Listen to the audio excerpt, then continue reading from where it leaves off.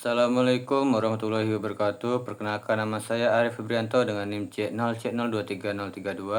Di sini saya akan menjelaskan materi mata kuliah penganggaran perusahaan dengan judul penyusunan penganggaran persediaan. Nah, latar belakangnya, persediaan merupakan salah satu aset yang paling mahal di banyak perusahaan, mencerminkan sebanyak 40% dari total modal yang diinvestasikan. Manajer operasi di seluruh dunia telah lama menyadari bahwa manajemen persediaan yang baik itu sangatlah penting.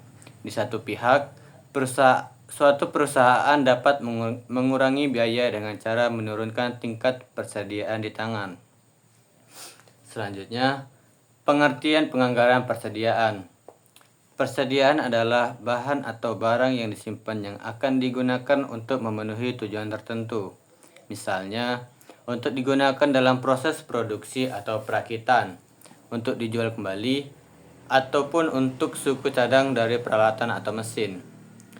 Persediaan sebagai salah satu aset penting dalam perusahaan karena biasanya mempunyai nilai yang cukup besar serta mempunyai pengaruh terhadap besar kecilnya biaya operasi. Kemudian kegunaan penganggaran persediaan.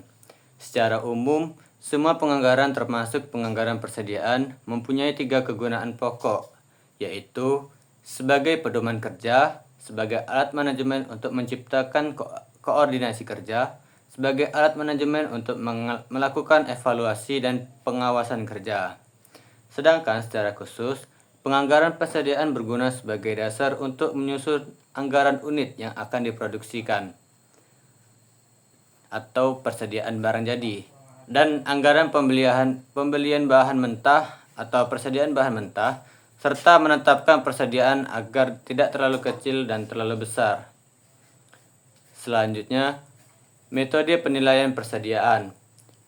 Penilaian persediaan bertujuan untuk mengetahui nilai-nilai persediaan yang dipakai ataupun dijual atau persediaan yang tersisa dalam suatu periode.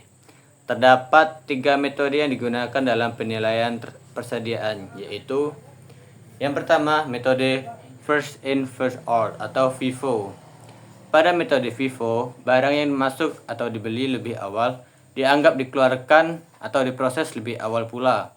Ini berarti bahwa bahan mentah yang sedang diproses dalam proses produksi dinilai berdasarkan harga beli bahan mentah dari pembelian yang sudah dilakukan lebih awal. Akibatnya, sisa persediaan bahan mentah dari pembelian yang dilakukan lebih akhir. Kedua, metode last in first out atau LIFO. Pada metode LIFO, barang yang masuk atau dibeli lebih akhir dianggap dikeluarkan diproses lebih awal. Ini berarti bahwa bahan mentah yang sedang diproses dalam proses produksi dinilai berdasarkan harga beli bahan mentah dari pembelian yang dilakukan lebih akhir. Akibatnya, sisa persediaan akhir bahan mentah akan dinilai dengan harga beli bahan mentah dari pembelian yang dilakukan lebih awal. Yang ketiga, metode moving average.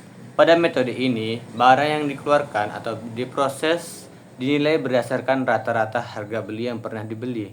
Ini berarti bahwa bahan mentah yang sedang diproses dalam proses produksi dinilai berdasarkan rata-rata harga beli bahan mentah dari pembelian yang telah dilakukan. Akibatnya, sisa persediaan akhir bahan mentah juga akan dinilai dengan rata-rata harga beli bahan mentah tersebut. Selanjutnya, biaya-biaya persediaan. Persediaan pada dasarnya akan menimbulkan biaya-biaya. Biaya-biaya yang ditimbulkannya tersebut dapat berupa biaya tetap dan biaya variabel.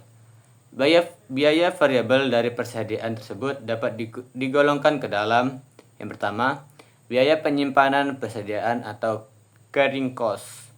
Carrying cost adalah biaya yang berubah-ubah sesuai dengan besarnya persediaan.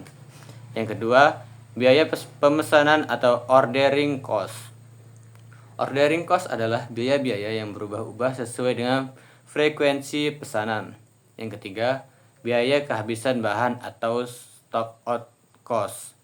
Kesimpulannya yaitu persediaan merupakan salah satu aset yang paling mahal di banyak perusahaan, mencerminkan sebanyak 40% dari total modal yang diinvestasikan. manajer operasi di seluruh dunia telah lama menyadari bahwa manajemen persediaan yang baik itu sangatlah penting. Secara umum, semua penganggaran termasuk penganggaran persediaan mempunyai 3 kegunaan pokok, yaitu sebagai pedoman kerja, sebagai alat manajemen untuk menciptakan koordinasi kerja, dan yang terakhir sebagai alat manajemen untuk melakukan evaluasi dan pengawasan kerja. Nah, sekian penjelasan dari saya. Bila ada kata yang kurang enak didengar, saya mohon maaf yang sebesar-besarnya. Saya akhiri. Wabillahi taufiq wal hidayah. Wassalamualaikum warahmatullahi wabarakatuh.